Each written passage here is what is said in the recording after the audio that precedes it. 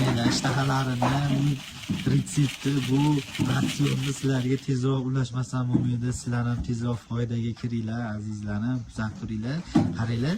Xo'p, bitta bug'doy, arpa, keyin makka aralashmasi tenga aralashtirib qo'yganmiz. Drabilkadan chiqarilgan holat qaranglar, qanaqa go'zal edi.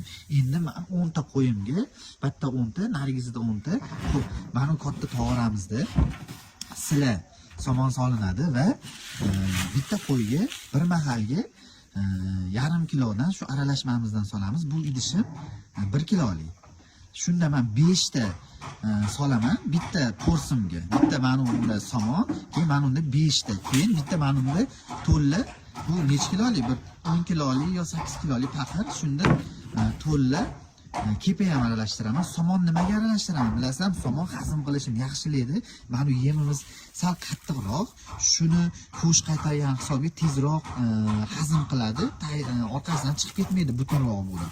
Endi butun bo'lib chiqib ketmaydi-yu, 100 hazm qilish uchun somon обязательно kerak bo'ladi. Somon qo'shasizlar va bir chimdim tuz qo'shib yuborsalaring yana ham ishtahasi ochiladi. Shu retseptni bitta qo'llanglar. Qaranglar, bular qarab turishini. Voy mashaalloh, qo'lim yevoradi mana. Voy.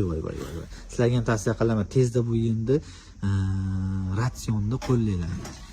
Kommentariy yozinglar, nechta qo'ylaring bor? Men sizlarga shu ratsionni qancha berishdi, sizlarga men bitta qo'yga qancha berishdi, men sizlarga tashab beraman.